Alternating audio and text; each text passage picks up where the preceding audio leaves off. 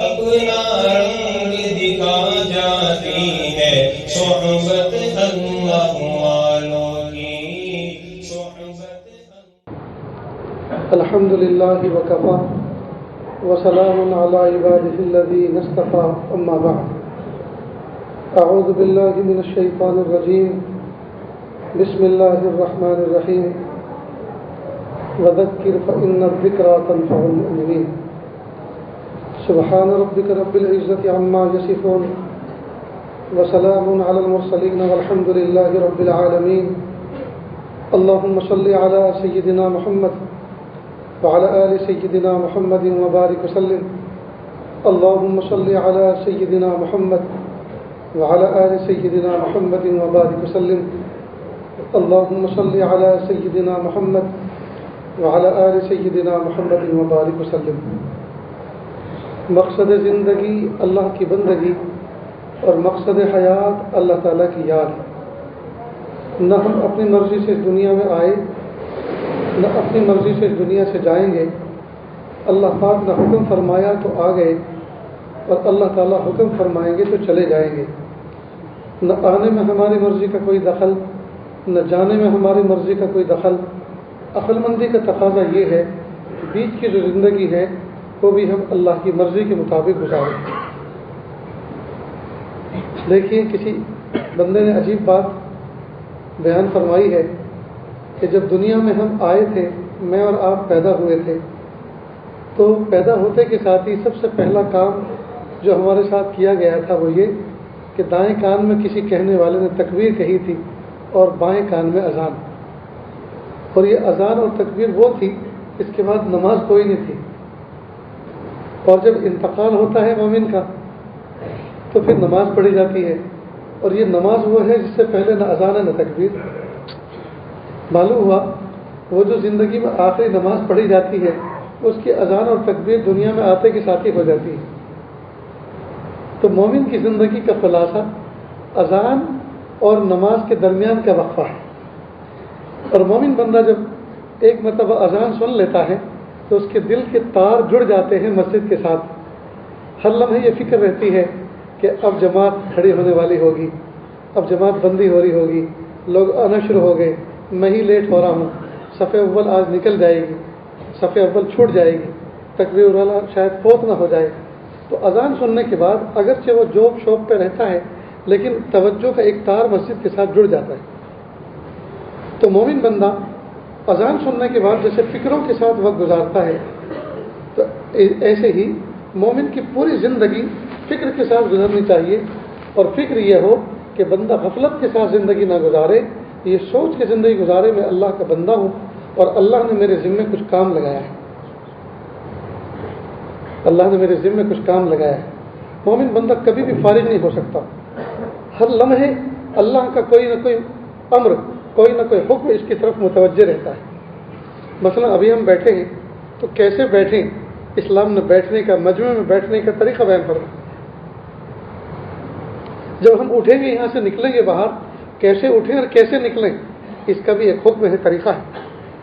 چپل پہنے تو کیسے چپل پہنے، جب راستے پہ نکلیں اور چلیں تو کس ہاتھ پہ چلیں، راستے کے کس کنارے پہ چلیں، تھوکیں تو کیسے تھوکیں، کوئی ملے اس کو سلام کرے تو کیسے کریں، بات کریں تو کس طرح سے بات کریں، گھر میں جائیں تو کس طرح سے داخل ہوں، دسترخوان بچھے تو کیسے بچھے، دسترخوان پہ بیٹھیں تو وہ کیسے بیٹھیں، کھانے سے فارغ ہو گئے تو اب کیسے فارغ ہو کر بیٹھیں، ضرور سے فارغ ہونا ہے تو ٹوائلٹ باتھ روم میں کیسے جانا ہے، پھر کیسے آنا ہے، پھر وضو کرنا ہے تو کیسے کرنا ہے، آرام کرنا ہے تو کیسے کرنا ہے، پھر اٹھنا ہے تو اٹھنا کیسے ہے. جی اٹھنے کے ساتھ یہ پہلا عمل کرنا ہے تو کیا کرنا ہے اور کس طرح کرنا ہے. غرض یہ آٹھوں پہر، 24 گھنٹے آٹھوں پہر اور سال کے 365 دن اور پوری زندگی، بلکہ پیدائش کی صبح سے لے کر وفات کی شام تک مومن بندہ اللہ تعالیٰ کے حکموں کے زیر سایہ زندگی گزارتا ہے.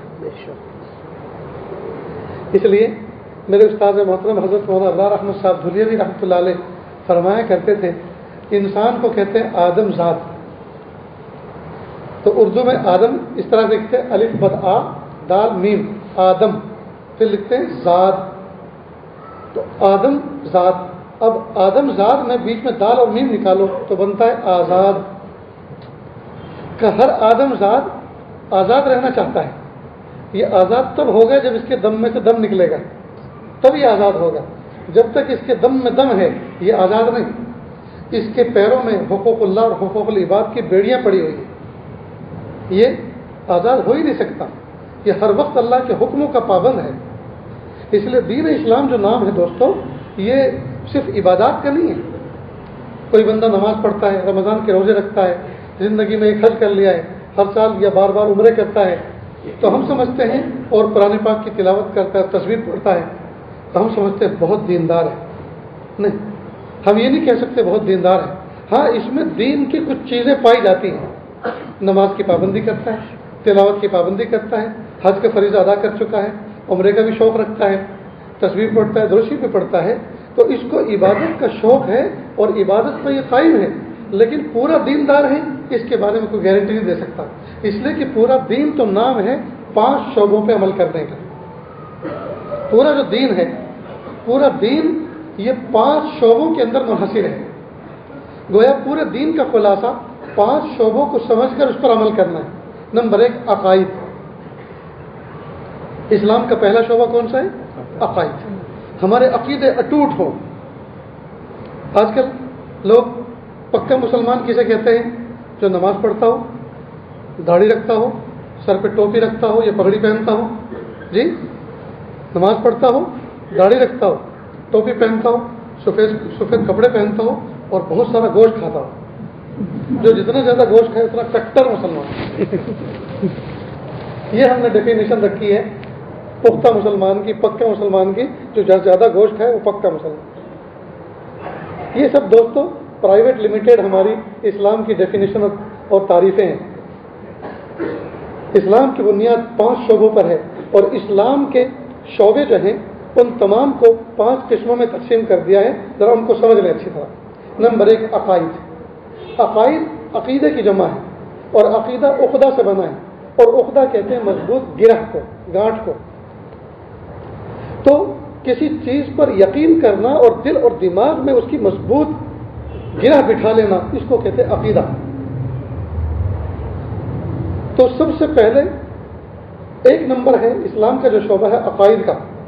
اور عقائد میں بھی توحید اور رسالت یہ بنیادی چیز ہے. فرشتوں کا اور کتابوں پر ایمان لانا، انبیاء پہ ایمان لانا وہ مستقل ایک الگ چیز ہے، لیکن نجات کے لیے، بخشش کے لیے سب سے بنیادی چیز یہ ہے عقیدہ توحید کا سلامت ہونا اور عقیدہ رسالت کے سلامت ہونا. بہت سارے مشرکین ہیں جو عقیدہ توحید رکھتے ہیں لیکن نبی کو نہیں مانتے. محمد عربی صلی اللہ علیہ وسلم کو جانتے تو ہیں کہ وہ نبی ہیں لیکن مانتے نہیں ہیں، تو ان کی نجات نہیں ہوگی، مغفرت نہیں ہوگی.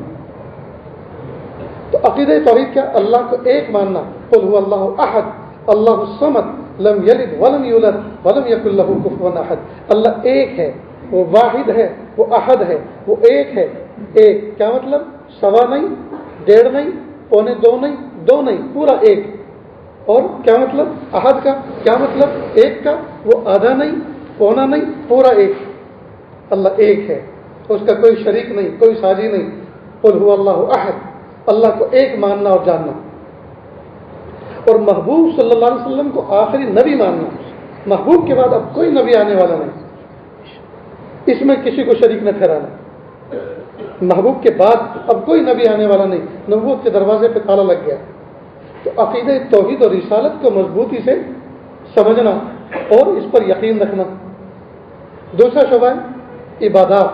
عبادات میں 4 قسمیں ہیں: نماز، روزہ، حج اور زکات. ان چاروں کو سمجھنا، ان کو سیکھنا، اور جب ان کے کرنے کا وقت آئے تو محبتوں کے ساتھ، عظمتوں کے ساتھ اس کو ادا کرنا. 2 شعبے ہو گئے. معاملات. قربان جائیے بہت سارے مذہبوں کے اندر کچھ چیزوں کو پڑھ لینا، کپڑوں کا نکال دینا یا خاص رنگ کے کپڑے پہن لینا ہو گئے مذہبی. قربان جائیں مذہب اسلام اس کو انگریزی میں کہتے ہیں لائف سٹائل، زندگی گزارنے کا دستور.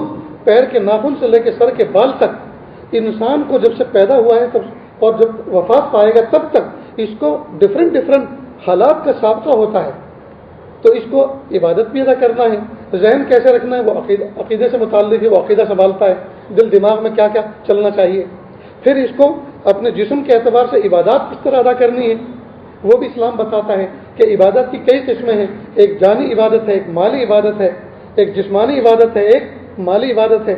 اب کہ عام طور پر ہم دیکھ رہے ہیں، خاص طور سے اپنے ملک میں، دوسرے ملکوں میں مائک چالو کر دیا اور اس پر کوئی عبادت شروع ہو گئی۔ اسلام میں ایسا نہیں۔ رہی بات اذان کی، اذان تو ہے، ہاں اذان ہے، یہ عبادت کا اعلان ہے، عبادت کا اعلان ہے، عبادت نہیں ہو رہی، عبادت کا اعلان ہو رہا ہے کہ نماز کا وقت ہو چکا، حی علی الصلاۃ، حی علی الفلاح، آ جاؤ کامیابی کی طرف، آ جاؤ نماز کی طرف، یہ اعلان ہے۔ اور دوسری جگہ گھنٹوں گھنٹوں عبادت ہو رہی۔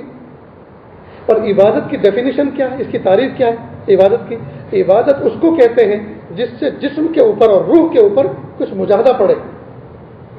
اس لیے حکم یہ ہے کہ اگر کوئی بندہ بیٹھ کے نماز پڑھ رہا ہے، کمر میں تکلیف ہے، گھٹنوں میں تکلیف ہے، بیٹھ کے نماز پڑھ رہا ہے، تو وہ اب رکوع کتنا کرے اور سجدہ کس پوزیشن میں کرے؟ کہا وہ وہاں تک جھکے جہاں تک ہلکا سا اس کو درد کا احساس ہو، تاکہ عادت میں اور عبادت میں فرق ہو جائے۔ کتنا جھکے؟ ایک تو یہ جھکے، اس پہ کچھ نہیں ہوا، یوں جھکے، اس پہ کچھ نہیں ہوا، یہ ہاں ہلکا سا درد ہوا، اب یہاں تک جھکو تاکہ احساس درد پیدا ہو تو عادت میں اور عبادت میں فرق ہو جائے کہ یہ عبادت ہو رہی۔ تو عبادت نام ہے جسم اور روح پر مجاہدہ پڑنے کا، جس کو ہندی زبان میں کشٹ کہتے ہیں، ڈنڈوت۔ اور عبادت اور ڈنڈوت نام ہے روح کے اوپر، آتما کے اوپر جی کیا کرنے؟ کشٹ پڑنے کا، تکلیف پڑنے کا۔ اب جو مائک بج رہا ہے آٹومیٹک، تو یہ کون سی عبادت ہو رہی ہے؟ کس پہ مجاہدہ پڑ رہا ہے؟ سب کے سننے پہ، کانوں پہ مجاہدہ پڑ رہا ہے، روح اور جسم پہ کسی مجاہدہ نہیں پڑا نا۔ اچھا یہ مائک تو آج ایجاد ہوا، جب یہ نہیں تھا تب کیا کرتے تھے؟ تب بھی ہاتھوں سے تالیاں بجتی تھی اور زبان سے عبادت ہوتی تھی۔ جی کرو نا، پھر وہ مائک کے ذمہ کیوں چھوڑ دیا؟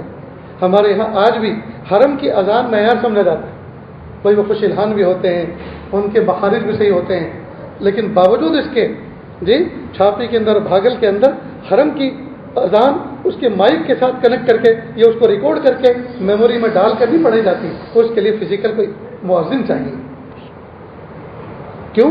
اس لیے کہ اللہ رب العزت نے یہ تو ذات کے اوپر مجاہدہ رکھا ہے، اس کو ہم الیکٹرک مشینوں کے حوالے نہیں کر سکتے۔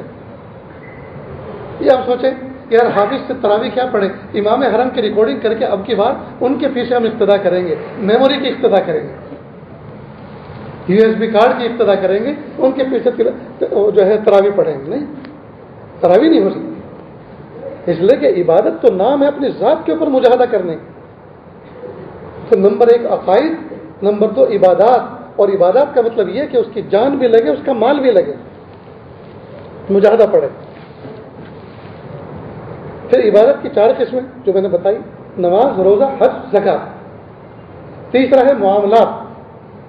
معاملات یعنی خرید و فروخت، زمین کرائے پہ کس طرح دی جاتی ہے، کرائے پہ کس طرح لی جاتی ہے، خرید و فروخت کس طرح، سونے کی تجارت کس طرح سے کی جاتی ہے، لین دین کس طرح کا ہوتا ہے، اس کے بارے میں مستقل ایک فقہ کے اندر باب ہے تجارت کا۔ تو معاملات کس طرح کا، بہت سارے معاملات سود والے ہو جاتے ہیں، اس کو حرام قرار دیا ہے شریعت نے۔ اور سود کا 1 پیسہ استعمال کرنا اپنی حقیقی ماں کے ساتھ 40 مرتبہ زنا کرنے کے برابر۔ اللہ ہم سب کی حفاظت کرے۔ پھر یہ کہ معاشرت، چوتھا شعبہ ہے معاشرت۔ معاشرت کہتے ہیں رہن سہن کو، اسلام نے اس کو بھی سکھایا۔ بچہ ماں باپ کے ساتھ کیسے رہے، ماں باپ بچے کے ساتھ کیسے برتاؤ کرے، پڑوسی پڑوسیوں کے ساتھ کس طرح سے رہے جی۔ اور پڑوسی پھر کچھ تو وہ ہیں جو جن کی دیوار ملی ہوئی ہے، اور کچھ وہ ہیں جو 40 گھر تک ہیں جو دور ہیں۔ پھر کچھ وہ پڑوسی وہ ہوتے ہیں جو جز وقتی طور پہ ہوتے ہیں، مثلا فلائٹ میں بیٹھے، ٹرین میں بیٹھے 1 گھنٹے 2 گھنٹے تک کے پڑوسی رہے ہیں، ان کے ساتھ کس طرح کا برتاؤ ہو، باقاعدہ معاشرت ہماری کیسی ہونی چاہیے، اس کے بارے میں اسلام کی واضح تعلیمات ہیں۔ اور 5واں شعبہ ہے اخلاق۔ اخلاق کا تعلق دل کی کیفیات کے ساتھ ہے، اس کے اندر حسد نہ ہو، کینہ نہ ہو، بغض نہ ہو، بدلے کا جذبہ نہ ہو، بلکہ اس کے اندر سخاوت ہو، ہمدردی ہو، خیر خواہی ہو، اخلاص ہو، تو اس کے اندر سے رذائل نکالے جائیں اور اس کے اندر فضائل بھرے جائیں، رذائل نکالے جائیں اور فضائل پیدا کیے جائیں۔ یہ ہے 5 شعبے۔ جو بندہ ان 5 شعبوں کو سمجھتا ہے، سیکھتا ہے اور ان کے اوقات میں ان پر عمل کرتا ہے، یہ ہے بہترین مسلمان۔ ورنہ کسی آدمی نے صف اول میں نماز پڑھنا شروع کر دیا، صف اول میں نماز پڑھنا شروع کر دیا، تسبیح لے کے گھومنا شروع کر دیا، داڑھی سفید بڑھا لی، سفید سفید لباس پہن لیا، بس اتنا سا عمل کر کے اس کو یہ نہیں کہا جا سکتا یہ کامل مومن ہے۔ پتہ نہیں اس کے معاملات کیسے ہیں، کیا پتہ یہ سود پر کاروبار کرتا ہو، کیا پتہ اس کا معاملہ لین دین کا کچھ دوسرا ہو، کیا پتہ یہ ظلم کرتا ہو، کیا پتہ اس کے پڑوسی اس سے پریشان ہو، کیا پتہ اس کی بیوی اس سے پریشان ہو، بچے اس سے پریشان ہو، بہو اس سے پریشان ہو، کیا پتہ یہ بدنگاہی کا شکار ہو، کیا پتہ اس کے اندر جو ہے غیبت کا مادہ ہو۔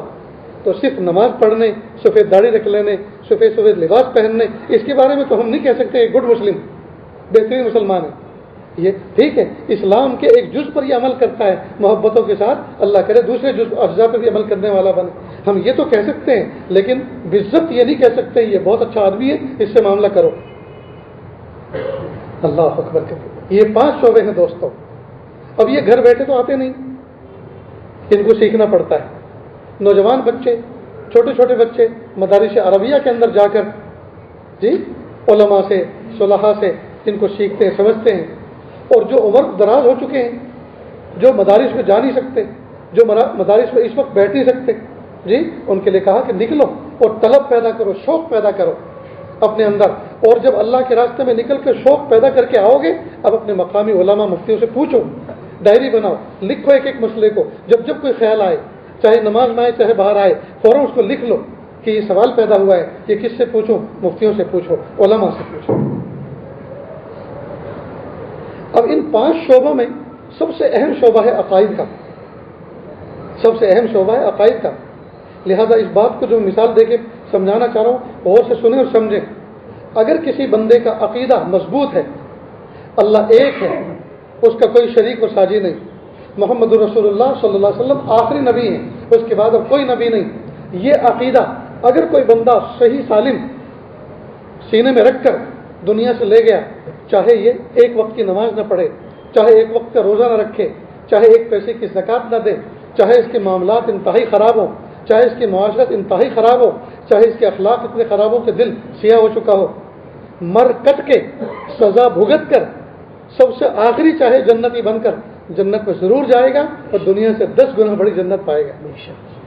کیوں؟ اس لیے کہ عقیدہ سلامت لے کر گیا تھا۔ عقیدے کی یہ برکت ہے، عقیدہ سلامت لے کر گیا۔ اور اگر عقیدہ درست نہیں ہے، چاہے ہر وقت سجدے میں پڑا رہتا ہو، نشان بن گیا ہو سجدے کا، چاہے مکہ مکرمہ میں فلیٹ خرید رکھا ہو اور وہ روزانہ عمرہ کرتا ہو، چاہے صوم الدہر یعنی پورے سال کا روزہ رکھتا ہو، اور چاہے بیگ بھر بھر کے روزانہ حرم شریف کے باہر کھڑے ہو کر ریال تقسیم کرتا ہو، صدقہ خیر خیرات کرتا ہو، چاہے اخلاق کتنے بھی اچھے ہوں، خدا کی قسم جنت تو دور کی بات ہے، جنت کی خوشبو تک نصیب نہیں ہوگی، اس لیے کہ عقیدہ سلامت نہیں ہے۔ عقیدے کی یہ اہمیت۔ تو عقیدے کی حیثیت کیا ہوئی؟ اسلام کے شعبوں میں عقیدے کی حیثیت وہ ہوئی جو آنکڑوں کے اندر اکائی کی اہمیت ہے، ہندسے میں ڈیجٹ میں اکائی کی اہمیت ہے۔ لکھو 1، لگاؤ 0، بنا کیا 10، لگاؤ 2 صفر 100 بنا، لگاؤ 3 صفر 1000 بنا، لگاؤ 4 صفر 10,000 بنا، لگاؤ 5 صفر 1 لاکھ بنا۔ لیکن مٹاؤ آگے سے اکائی کو، بتاؤ کیا بچا؟ بتاؤ کیا بچا؟ کچھ بھی نہیں۔ یہ صفر قیمتی ہے؟ کوئی قیمت نہیں۔ صفر قیمتی تب بنتی ہے جب شروع میں اکائی لکھی جاتی ہے، اکائی سے۔ اس لہذا اسلام کے 5 شعبوں میں جو اہمیت اکائی کی، جو ڈیجٹ کے اندر، آنکڑوں کے اندر جو اہمیت اکائی کی ہے، وہ اسلام کے 5 شعبوں کے اندر وہ اہمیت عقائد کی۔ لہذا دوستو، عقائد میں شرک نہ ہو۔ اپنے بچوں کو پوچھیں، اپنے بچوں کو سمجھائیں، اسکولوں میں، سنستھاؤں میں اگر وہ کچھ اور پڑھ کر آ رہے ہیں تو اس کی تردید کریں، اس کو واش کریں، اس کو صاف کریں، اس کو سمجھائیں۔ ایک مولانا خالد بیگ صاحب، اللہ ان کو بہت اچھا رکھے، ٹمکور کے اندر، کرناٹکا کا ایک ٹمکور شہر ہے، وہاں رہتے ہیں اور اللہ تعالیٰ نے ان سے بڑا کام لیا.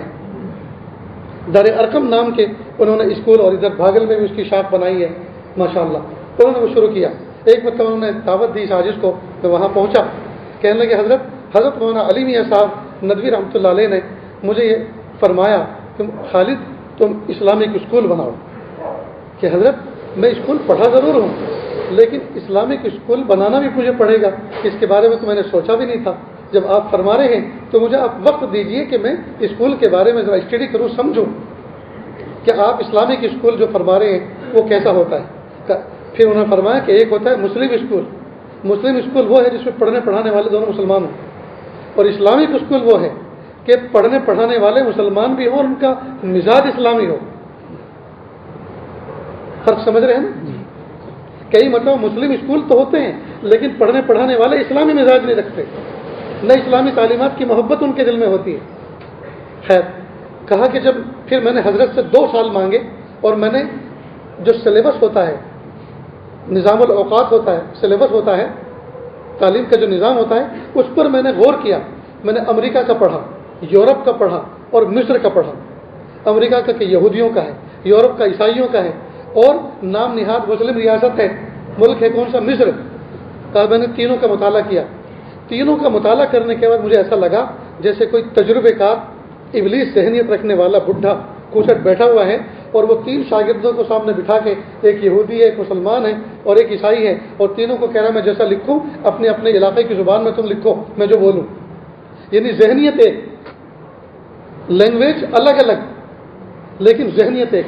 مثال کے طور پر میں آپ کو مثال دوں، مصر کا نصاب تعلیم میں نے پڑھا تو اس میں ریاضی، حساب کتاب، میتھ، اس کی کتاب کا ایک واقعہ میں آپ کو بتاتا ہوں کہ اس کتاب میں ایک مثال لکھی تھی. ابراہیم بار میں گیا، شراب کی دکان پر، شراب خانے میں گیا. ابراہیم بار میں گیا، فاطمہ نے 1 بوتل 3 جنیوں کی دی. وہاں جنیوں کا سکہ چلتا ہے، جیسے یہاں روپیہ ایسے وہاں جنیوں چلتا ہے. فاطمہ نے 3 جنیوں کی اس کو 1 بوتل دی. تو اگر وہ 5 بوتل لے گا تو اس کو کتنے پیسے پے کرنے پڑیں گے؟ تو ہے تو یہ جمع کا سوال کہ کتنے پیسے ہوئے، لیکن حقیقت میں حساب کا ایک مثال دے کر اس نے کئی چیزیں اس کو سکھا دی. ایک تو ہے کہ ابراہیم کا شراب کی دکان پہ جانا برا نہیں، فاطمہ کا بار میں سروس کرنا برا نہیں، اور شراب پینا برا نہیں. تو دیکھو سکھا تو رہا حساب، لیکن ان سائڈ اندر اس میں اور کیا چیز بٹھا رہا ہے. یہ سب چیزیں جو میں نے آپ کو بتلائی، یہ ہے دوستو فکری اعتبار سے ہمارے بچوں کو مرتد کرنا، فکری اعتبار سے ہمارے بچوں کے اندر اللہ اور اس کے رسول کی محبت کو نکالنا، ایمان کی محبت کو نکالنا اور دوسری چیزوں کو جنم دینا. کہا کہ ہم نے پھر نصاب تعلیم بنانا شروع کیا. تو مثال کے طور پر ہم نے کیسے بنایا، اسی کو سامنے رکھتے ہوئے اس کا چربہ لیا، اس کا ایک عکس لیا. مثال کے طور پہ ابراہیم بینک میں پیسے جمع کرنے کے لیے گیا، اس نے 100 روپئے جمع کیے. بینک والے نے اس کو 100 روپئے پہ 3% حرام سود دیا. اگر وہ 1000 روپئے جمع کرے گا تو اس کے پاس کتنا حرام آئے گا؟ حساب تو وہی ہے لیکن حرام کے تصور کے ساتھ آ رہا ہے. تو کیوں حرام کرنے میں جائے گا؟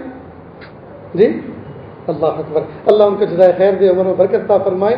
ماشاءاللہ اللہ تعالیٰ ان سے کام لے رہے ہیں، اور انہی کی برانچ یہاں بھاگل جگانا کے اندر انہوں نے قائم کی ہے. اور جس وقت وہ آئے تھے اس عاجز نے ان کو جو ہے ان کو موٹیویٹ کیا، ذہنی طور پہ تیار کیا کہ حضرت یہ علاقہ ضرورت مند ہے، ہمارے اہل ایمان مومن برادری بہت بڑی تعداد میں آ رہی تھی، آپ یہ کام شروع کریں، انشاءاللہ نفع ہوگا امت کو. تو انشاءاللہ ثم انشاءاللہ جب تک چلے گا اس عاجز کو بھی اس کا اجر ملے گا. وہ بڑے خوش ہوئے. تو میرے بھائیوں، بات در حقیقت یہ ہے کہ ہم نے اسلام کے ظاہری چند چیزوں کو اپنا لیا اور بہت ساری چیزوں کو چھوڑ دیا، اور ہم سمجھ رہے ہیں کہ ہم 100% مسلمان بن گئے. تو دھوکہ ہے، ہم دھوکہ کھائے ہوئے. تو یہ ارادہ کریں، یہ عہد کریں، ہم اپنے ظاہر کو بھی مسلمان بنائیں گے اور ہم اپنے باطن کو بھی مومن بنائیں گے. ظاہر و باطن دونوں کی تربیت ہو تبھی تو کوئی بات ہوگی. بھئی ایک شیر کی تصویر بناؤ آپ دیوار پر، کوئی ڈرے گا اس سے؟ چھوٹے چھوٹے بچے بھی تماشا ماریں گے اس کے چہرے پر، اس لیے کہ یہ شیر کی تصویر ہے، شیر کی صورت ہے، حقیقت نہیں ہے. لیکن اگر حقیقی شعر آ جائے تو کوئی بیٹھا ہوا ملے گا اور کسی کا وضو باقی رہے گا؟ تو صورت میں اور حقیقت میں بہت بڑا فرق ہے، صورت و حقیقت میں بہت بڑا فرق ہے۔ ہم جو ہے صورت تو بنا کے بیٹھے ہیں، کوشش اس بات کی کرنی چاہیے اللہ ہمیں سیرت بھی عطا فرما دے کہ اللہ ہم نے صلحہ کی سیرت تو بنانے کی کوشش کی ہے، صلحہ کی نقل بنانے کی کوشش تو کی ہے، میرے پیارے اللہ اس کو ہمارا حقیقت بھی بنا دیجیے۔ مالک بن دینار رحمۃ اللہ علیہ فرماتے ہیں کہ گرمی کا موسم تھا اور حج کے دن بالکل قریب تھے، میں ایک مرتبہ اپنے دروازے کے باہر نکلا، لو کا جھکڑ چل رہا تھا، گرم گرم ہوا، تپش ہوا، میں نے دروازہ کھول کے باہر دیکھا، دور دراز تک انسان، حیوان، چرند پرند نام کی کوئی چیز نہیں تھی۔ میں نے دیکھا کوئی دور سے کوئی چیز زمین پر رینگتے ہوئے آ رہی ہے، میں نے سوچا یہ کون سا جانور ہے جو اس تپتے ہوئے صحرا کے اندر اتنی تیز تپش والی دھوپ کے اندر ہی آ رہا ہے۔ خیر دیکھتے رہے، جو قریب آئے تو پتہ چلا یہ کوئی جانور نہیں ہے رینگتا ہوا جو آ رہا ہو، بلکہ یہ انسان ہے اور پیروں سے معذور ہے تو گھسٹتا ہوا آ رہا ہے۔ جب دروازے کے سامنے آیا کہ پیشانی جھلس رہی تھی گرمی کی وجہ سے اور پسینے میں شرابور تھا، میں نے پوچھا اے نوجوان کہاں کا ارادہ ہے؟ کہا جہاں سب جا رہے ہیں ادھر ہی کا ارادہ ہے، یعنی میں حج کے لیے جا رہا ہوں۔ کہا اے نوجوان گرمی بھی بڑی شدید ہے، تھوڑی دیر سستا لیں، کچھ آرام کر لیں، پھر آگے جانا۔ کہ نہیں، سواری والے سواری پر جائیں گے، پیر والے پیروں کے بل چل کر جائیں گے، میں تو آدھے جسم کا آدمی ہوں، پیر میرے فوت ہو چکے ہیں، پیرالائز تھا جو بھی تھا، میں تو چل کے نہیں جا سکتا، مجھے تو پشت کے بل رگڑ رگڑ کے جانا ہے، لہٰذا اگر ایسے آرام کرتے ہوئے جاؤں گا تو کہیں ایسا نہ ہو حج فوت ہو جائے اور میں لیٹ پہنچوں، لہٰذا مجھے جانے دیجیے۔ کہا اللہ تعالیٰ نے آپ کے دل میں اتنا شوق حج کا رکھا ہے تو حج پہ تو ہمیں بھی جانا ہے، ہمارا قافلہ ترتیب آ رہا ہے، تشکیلیں چل رہی ہیں، تو جب ہم سب کے سب جائیں گے تو ایک سواری پر ایک سیٹ آپ کی بھی فارغ رکھیں گے، آپ ہمارے ساتھ چلنا۔ بس اتنا کہنا تھا۔ اس نے غصے کی حالت میں مالک بن دینار کو دیکھا اور کہا مالک بن دینار میں تو تمہیں بڑا عقل مند آدمی سمجھتا تھا، کیا خیال ہے آپ کا اس بھگوڑے غلام کے بارے میں جو اپنے مالک کی نافرمانی کر کے بھاگا ہو اور پھر مالک اس کو اپنے دربار میں آنے کا موقع دے، تو کیا اس کو یہ بات سجتی ہے کہ وہ اونٹ کی پشت پر یا گھوڑے کی پشت پر سج کر اور سج دھج کے جائے، یا اس کو یہ بات زیب دیتی ہے کہ وہ گھٹنوں کے بل گھسٹ گھسٹ کے اپنے مالک کے دربار میں پہنچے؟ کہ جب اس نے یہ بات کہی تو میں ٹھٹک گیا کہ یہ کوئی صاحب دل ہے، یہ کوئی صاحب دل ہے، میں ٹھٹک گیا، فوراً میں نے اپنے آپ کو معذرت کے انداز میں ڈھالا اور کہا معاف کیجئے میں نے آپ کے دل کو تکلیف پہنچائی اور آپ جا سکتے ہیں۔ اللہ کی شان وہ آگے بڑھ گئے۔ مالک بن دینار رحمۃ اللہ فرماتے ہیں کچھ دن کے بعد ہمارا قافلہ بھی اپنے وقت پر پہنچا حج میں، ہم نے طواف قدوم کیا، پھر ہم مینا پہنچے 8ویں ذی الحجہ کو، پھر عرفات پہنچے، پھر مزدلفہ آئے، پھر 10ویں ذی الحجہ کو ہم نے جمرہ عقبہ کی رمی کی۔ رمی کرنے کے بعد ایک طرف کھڑے ہو کر ہم یہ سوچ رہے تھے بھائی قربانی کیسے کرنی ہے، کتنی کرنی ہے، یہ مشورہ ہی کر رہے تھے تو دیکھا کہ ایک طرف کافی سارے لوگ جمع ہیں۔ ہم نے کسی ساتھی کو بھیجا دیکھو بھائی کوئی مسئلہ تو نہیں ہو گیا، تو دیکھا وہ فوراً پلٹ کے واپس آیا کہ حضرت ایک اپاہج شخص بیٹھا ہوا ہے اور عجیب و غریب انداز سے مناجات کر رہا ہے، عجیب و غریب انداز سے مناجات کر رہا ہے۔ مالک بن دینار اور دوسرے ساتھی بھی کہتے ہم بھی دیکھتے ہیں، جیسے وہاں پہنچے دیکھتے کہ وہی اپاہج جو دروازے کے سامنے کبھی گزرا تھا وہی بیٹھا ہوا ہے اور آنکھیں بند ہیں اور میلا کچیلا احرام ہے اور پسینے میں شرابور ہے اور اللہ سے کہہ رہا ہے اے میرے پیارے رب، لوگ تو اپنے پیروں کے بل چل کر آئے ہیں، جانوروں کی پشت پر بیٹھ کر آئے ہیں، اللہ میں تو اپنے بدن کو رگڑ رگڑ کے آپ کے دربار میں پہنچا ہوں، میں نے طواف قدوم کیا، میں نے اپنے آپ کے گھر کے چکر لگائے پیارے اللہ، پھر میں نے مینا کے اندر قیام کیا 8ویں ذی الحجہ کو، پھر میں نے عرفات کے اندر وقوف کیا اور وقوف کرنے کے بعد میں مزدلفہ آیا، پھر مزدلفہ رات جاگ کر روتا رہا آپ کے سامنے، اور پیارے اللہ آج 10ویں ذی الحجہ ہے، میں نے شیطان کو کنکری مار کر یہ اظہار کر دیا اے شیطان ملعون، میرا تیرا کوئی واسطہ نہیں ہے، میری تیری کوئی دوستی نہیں ہے، میں تجھے اپنا دشمن سمجھتا ہوں، تو اللہ کا دشمن، رسول اللہ کا دشمن تو میرا دشمن، میں تجھ سے نفرت کرتا ہوں کہ اللہ میں اس سے نفرت کر کے کنکریاں مار چکا ہوں، اب مال والے اپنی جانوں کی طرف سے فدیہ پیش کریں گے، آپ کے سامنے قربانی پیش کریں گے۔ اے میرے پیارے رب، آپ جانتے ہیں میرے جسم پر سوائے اس احرام کے میں کسی چیز کا مالک نہیں ہوں کہ اللہ میں کیا آپ کی خدمت میں پیش کروں، میری جان حاضر ہے، اگر آپ کو پسند ہو تو یہ اللہ قبول کر لیجیے۔ اور اسی وقت ایک چیخ نکلی اور انتقال ہو گیا۔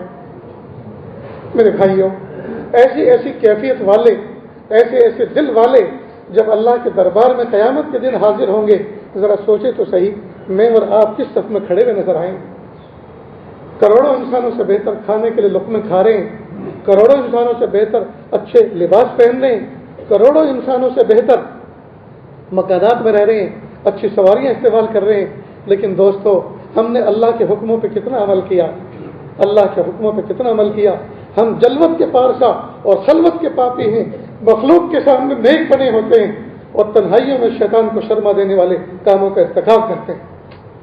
ہم غفلت میں زندگی گزار رہے ہیں، کیا پتا وہ کپڑا بازار میں بکنے آ چکا ہو جس کو میرا اور آپ کا کفن بننا منظور ہے۔ ہم غفلت میں زندگی گزار رہے ہیں، کیا پتا وہ درخت اس کے ٹکڑے ہو کر اس کے تختے بن کر رکھے گئے ہوں کسی ڈھنگ پر اور کسی مشین کے اوپر، جن تختوں کو ہماری قبر کے اندر پٹاؤ کے طور پر استعمال کرنا ہے۔ میرے بھائیوں، غفلت سے سچی توبہ کریں اور اللہ تعالیٰ کی ولایت حاصل کرنے کا عہد کریں، خود بھی دین پر چلیں۔ وَأَنذِرْ عَشِيرَتَكَ الْأَقْرَبِينَ، اپنے گھر والوں کو بھی دین پر چلائیں۔ قُوا أَنفُسَكُمْ وَأَهْلِيكُمْ نَارًا، اپنے آپ کو بھی جہنم کی آگ سے بچائیں، اپنے گھر والوں کو بھی بچائیں۔ جس طرح مرغی خطرے سے اپنے سارے بچوں کو اپنے پروں میں سمیٹ لیتی ہے، دوستوں اپنے بچوں کو، اپنی فیملی کو، اپنے حلقے اثر کو اپنے دامن میں چھپانے کا وقت آیا ہے۔ لے کر بیٹھیں، گھر کی تعلیم کو مضبوط کریں، مسجد وار تعلیم کو مضبوط کریں، مسجد وار گشت کو مضبوط کریں۔ میرے بھائیوں، ہر آدمی اگر اپنے حلقے اثر میں اپنی محنت کے میدان کو بڑھائے گا اور دل جمی کے ساتھ اس کو سنبھالے گا، انشاءاللہ ثم انشاءاللہ وہ دن دور نہیں جب حالات تبدیل ہو جائیں۔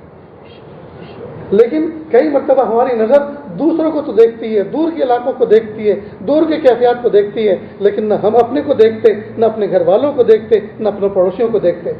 مولانا ابوالکلام آزاد رحمۃ اللہ علیہ ایک مرتبہ کلکتہ میں ریڈیو اسٹیشن کے ذریعے سے یا کسی بھی اسٹیج سے بات کر رہے تھے اور فرما رہے تھے کہ اس وقت میری گفتگو شمال جنوب اور مشرق و مغرب پورا ملک اس کو سن رہا ہے، یہ آواز سب کے کان میں پڑ رہی ہے ریڈیو اسٹیشن کے ذریعے سے، لیکن میرا دل جو میرے منہ سے ایک بالش کے فاصلے پر ہے، اس کو دستک دیتے دیتے زمانہ گزر گیا، یہ کھلنے کا نام نہیں لے رہا، یہ دروازہ ایسا بند ہے کہ یہ کھلنے کا نام نہیں لے رہا۔ اس لیے دوستو جب ہم گفتگو کریں تو سب سے پہلے اپنے آپ کو مخاطب کریں، اپنی ذات کو مائنس کر کے نہ کریں۔ ہم یہ نہ کہ تم بگڑ گئے، ہم یہ نہ کہ تم یہ عمل کرو، بلکہ لفظ یہ ہونا چاہیے بھائی ہمیں یہ عمل کرنا ہے، اپنے آپ کو بھی اس میں شامل کرو، ورنہ اگر تم کہا اس کا مطلب یہ کہ اپنے آپ کو بچا لیا۔ ہمیں یہ کام کرنا ہے، ہمیں یہ عمل کرنا ہے، ہماری نجات اس میں ہے، ہماری بخشش اس میں ہے، جمع کے صیغے سے ہم بات کریں اور سب سے پہلے اپنے آپ کو مخاطب کریں۔ حضرت ابو ہریرہ رضی اللہ عنہ بیٹھے ہوئے تھے، محبوب صلی اللہ علیہ وسلم نے عجیب بات فرمائی اور فرمایا کون ہے جو 5 نصیحتوں پر عمل کرے، 5 نصیحتوں کو محفوظ کرے، اس پر خود بھی عمل کرے، دوسروں تک پہنچائے، دوسروں کو عمل پہ کھڑا کرے۔ حضرت ابو ہریرہ رضی اللہ عنہ نے ہاتھ اٹھایا کہ میں، محبوب صلی اللہ علیہ وسلم نے حضرت ابو ہریرہ رضی اللہ عنہ کا ہاتھ پکڑا اور جو 5 نصیحتیں تھیں اس میں سے ایک نصیحت یہ فرمائی، اتق المحارم تکن اعبد الناس۔ یہ ابو ہریرہ، گناہوں سے اپنے آپ کو بچانا، تم سب سے بڑے نیکوکار بن جاؤ گے، سب سے بڑے عبادت گزار بن جاؤ گے۔ اتق المحارم، اپنے آپ کو گناہ سے بچانا، سب سے بڑے عبادت گزار بن جاؤ گے۔ کیا مطلب؟ ذرا سمجھیں اس کو، بس یہ میں اپنی بات کو کنارے کر رہا ہوں۔ ایک آدمی ہے جو یومیہ 1000 روپے کماتا ہے، لیکن صبح سے شام تک شراب میں، شباب میں اور عیاشی میں کام ختم کر دیتا ہے، شام کو اس کے پاس ایک پائی نہیں بچتی۔ ایک آدمی ہے جو 100 روپے کماتا ہے، 50 روپے اپنی ذات پہ خرچ کرتا ہے، 50 بچاتا ہے۔ مہینے کے اختتام پر 1000 والے نے کتنے کمائے؟ 30,000۔ 100 والے نے کتنے کمائے؟ 3000۔ تو زیادہ مالدار تو کون ہے؟ 1000 والا۔ لیکن مہینے کے اختتام پر جب ٹوٹل نکالا تو جو زیادہ مالدار تھا اس کے پاس 0، کچھ بھی نہیں، اور جو 100 روپے والا تھا 1500 بچا لیا اس نے۔ تو مالدار کون ہوا؟ ایسے 1000 والے اگر 1000 بھی ہوں اور سارے کے سارے صفر ہوں تو 1500 والا سب میں بڑھ گیا نا. بس اسی سے اس مثال سے اس بات کو سمجھیں. جب ہم بہت سارے لوگ وہ ہیں جو ڈھیر ساری نفلیں پڑھتے ہیں, ڈھیر ساری عبادت کرتے ہیں, ڈھیر ساری تلاوت کرتے ہیں, ڈھیر سارا درود شریف پڑھتے ہیں, ڈھیر سارا ذکر کرتے ہیں, لیکن گناہ بھی ڈھیر سارے کرتے ہیں. قیامت کے دن سارے کے سارے گناہ اس کی نیکیوں کو کھا چکے ہوں گے. حالانکہ یہ بہت بڑا اماؤنٹ لے کر اعمال کا پہنچا تھا, لیکن ساری کی ساری نیکیاں گناہ کھا گئے. اور جو بندہ صرف فرائض و واجبات پر عمل کرتا تھا, اس کے علاوہ کوئی نفل نہیں, کوئی ذکر نہیں, کوئی نفل نہیں, لیکن گناہوں سے بچتا تھا, خدا کی قسم سیدھا جنت میں جائے گا اور سب سے بڑا مالدار یہی کہلائے گا. کیوں؟ اس لیے کہ اس نے گناہ نہیں کیے. تو دوستو, ہم لوگ نفلوں پہ تو محنت کر رہے ہیں, ذکر و اذکار پہ تو محنت کر رہے ہیں, تلاوت پر بھی محنت کر رہے ہیں, تہجد, اشراق اور چاشت پر بھی محنت کر رہے ہیں, لیکن اس پر بھی تو محنت کریں ہم کہ گناہوں کو چھوڑیں. ورنہ تو دوستو یہ تو پھر برابر ہو جائے گا. کئی مرتبہ ہم نے جو گناہ کر رکھے ہیں, جن کے حقوق مار رکھے ہیں, ہماری ساری نیکیاں ان پر تقسیم کر دی جائے گی, اور جب کچھ بچے گا تو ان کے گناہ ہمارے سر پر ڈال دیے جائیں گے. تو کیا فائدہ دوستو ان نیکیوں کا جو گناہوں کے ساتھ کیے جا رہے ہیں. اس لیے ہر آدمی کے گناہ الگ, جوان کے گناہ الگ, بوڑھے کے الگ, امیروں کے الگ, غریبوں کے الگ, عورتوں کے الگ, مردوں کے الگ. گناہوں کی بہت ساری قسمیں ہیں. ہم میں کا ہر شخص کسی نہ کسی گناہ کا عادی ہے. اس لیے محاسبہ کریں اپنا, اور ہر گناہ سے سچی توبہ کریں, اور پورا عہد کریں اس بات کا گناہ نہیں کرنا. حضرت شاہ حکیم محمد اختر صاحب رحمۃ اللہ علیہ جو کراچی میں ہوا کرتے تھے, شاہ الحق صاحب ہردوئی رحمۃ اللہ علیہ کے اجل خلافہ میں سے تھے. ایک مرتبہ فجر کی نماز کے بعد بڑے جذب کے ساتھ کھڑے ہوئے, میں خود اس مجلس میں موجود تھا, اور فرمایا, اے نوجوانوں, تم جب بازار میں گزرو, بازار میں نکلو, اور تمہارے نفس کو, آنکھوں کو پریشان کرنے والی کچھ عورتیں اور کچھ حسین اور حسینائیں نظر آئیں, تو اپنی نگاہوں کو بچاؤ, گناہ سے اپنے آپ کو بچاؤ, اور میرا ایک شعر پڑھ لیا کرو, تمہیں ہمت مل جائے گی. نہ دیکھیں گے نہ دیکھیں گے ان کو ہرگز نہ دیکھیں گے کہ جن کے دیکھنے سے رب میرا ناراض ہوتا ہے. نہ دیکھیں گے نہ دیکھیں گے ان کو ہرگز نہ دیکھیں گے کہ جن کے دیکھنے سے رب میرا ناراض ہوتا ہے. میرے بھائیوں, نیکی چاہے تھوڑی ہوں, گناہ بالکل نہ ہو. فرائض و واجبات پورے ادا کریں, انشاءاللہ اللہ پاک اپنی ولایت عطا فرمائیں, اللہ اپنی محبت عطا فرمائیں گے. اللہ تعالیٰ سے دعا ہے اللہ رب العزت کہنے سننے سے زیادہ ہمیں عمل کی توفیق عطا فرمائے. وآخر دعوانا ان الحمدللہ رب العالمین. آج چونکہ حلقے کا علاقے کا گشت کا بھی دن ہے, مذاکرے کا بھی دن ہے, ہمارے جو ساتھی دوست احباب تشکیل والے ہیں ذرا کھڑے ہو جائیں.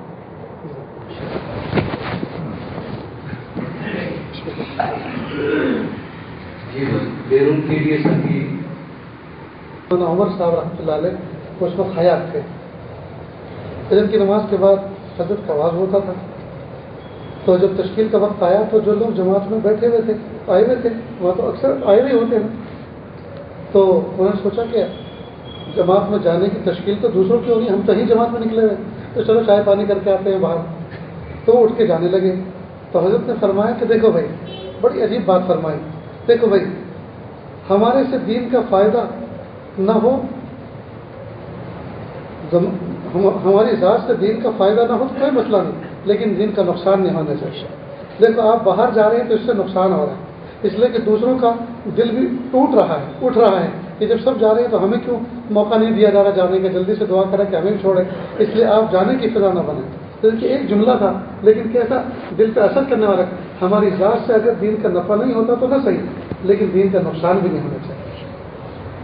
عرب کی ایک جماعت آئی ہوئی تھی, سامنے عرب لوگ بیٹھے ہوئے تھے, تو عجیب مثال دے کے فرمائے, کہا, اے عربوں, اللہ تعالیٰ نے تمہارا انتخاب کیا ہے دین کی خدمت کے لیے, تبھی تو تمہارے یہاں نبی پیدا ہوئے, محمود صلی اللہ علیہ وسلم عرب میں پیدا ہوئے, تو تمہارا انتخاب کیا ہے. لیکن آج کل جو ہے تمہارے اوپر گرد آ گیا.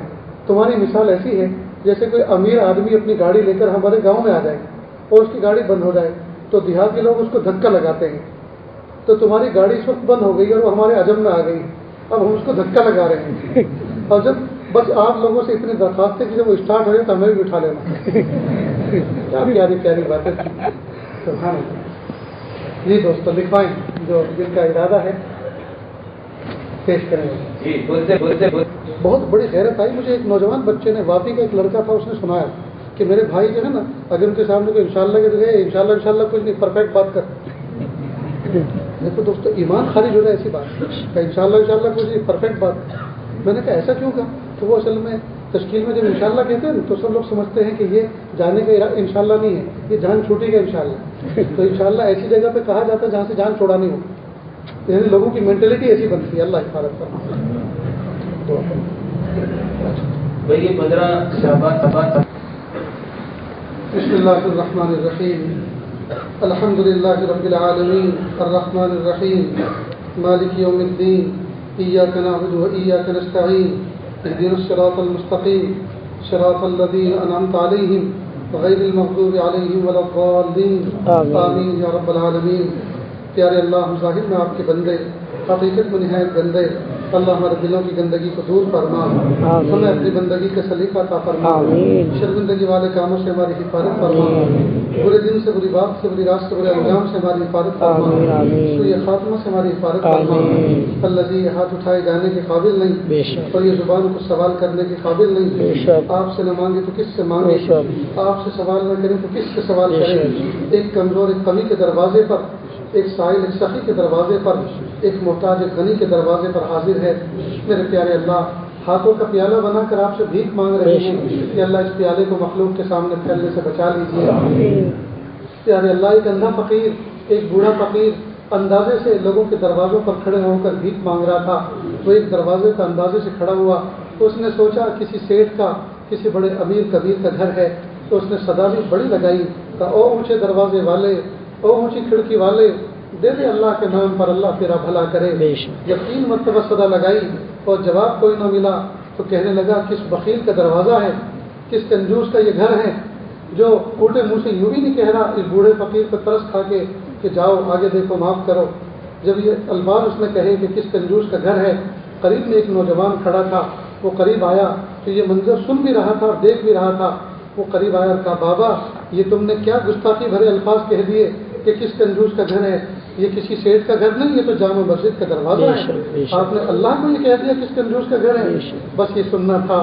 فقیر کانپ گیا، پیالہ پھینک دیا، مسجد کی چوکھٹ پکڑ کے مسجد میں گھر داخل ہوا اور صحن کے اندر پیشانی رگڑنے لگا اور سجدے میں سر رکھ کر رونے لگا اور کہا ہائے میرے پیارے رب، میں نے آپ کو بخیل کہہ دیا.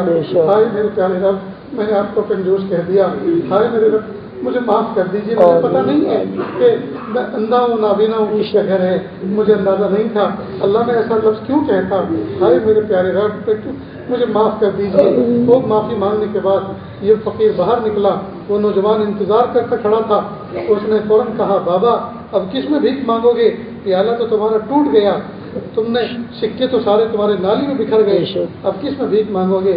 اس فقیر نے عجیب بات کہی، اے نوجوان، اللہ کے دربار میں بھیک مانگنے کے بعد یہ عہد کر کے آیا ہوں، اب مخلوق کے دربار میں اور مخلوق کے دروازوں پر کبھی بھی کھڑے ہو کر سوال نہیں کروں گا. اللہ جی، ہم بھی تو آپ کے دربار میں ہاتھوں کا پیالہ بنا کر بھیک مانگ رہے ہیں. اللہ جی، مخلوق کے سامنے اس ہاتھ کے پیالے کو پھیلنے سے بچا لیجیے، مخلوق کے سامنے بچا لیجیے، مخلوق کے سامنے پھیلنے سے بچا لیجیے. اللہ، میرے پیارے اللہ، پیر کے ناخن سے لے کے سر کے بال تک بدن کا رواں رواں گنہگار ہے، بدن کا ٹیشو گنہگار ہے. لیکن ہمارے جسم کے اندر 5 فٹ کے جسم کے اندر 4 انگل کا ایک عضو ایسا بھی ہے جس نے آج تک آپ کی نافرمانی نہیں کی، اور وہ ہے ہمارا ماتھا، وہ ہے ہماری پیشانی. کہ اللہ جب سے ہوش سنبھالا ہے آپ کے سوا کسی کے سامنے سجدہ ریز نہیں ہوئے. آپ ہی کے سامنے یہ پیشانی جھکی ہے اور انشاءاللہ آپ ہی کے سامنے جھکے گی، کسی اور کے سامنے کبھی نہیں جھکی اور نہ کبھی جھکے گی. میرے پیارے اللہ، اس پیشانی کی وفاداری کے تو پھر پورے جسم کی مغفرت فرما، پورے جسم کی مغفرت فرما، پورے جسم کی مغفرت فرما. اے میرے پیارے اللہ، آپ نے ہم کمزوروں کو یہ حکم دیا، وَأَمَّا السَّائِلَ فَلَا تَنْهَرْ، سائل کو جھڑکو نہیں، بھکاری کو جھڑکو نہیں، ڈانٹو نہیں. اللہ جب ہم کمزوروں کو یہ حکم دیا ہے کہ بھکاری کو جھڑکے نہیں، اس کو ڈانٹے نہیں، تو آج ہم بھی تو بھکاری بن کر آپ کے دربار میں بیٹھے ہوئے ہیں. اللہ جی ہمیں ڈانٹیے نہیں، اللہ جی ہمیں جھڑکیے نہیں، اللہ جی ہمیں کھدیڑیے نہیں. میرے پیارے اللہ، قبول کر لیجیے، قبول کر لیجیے.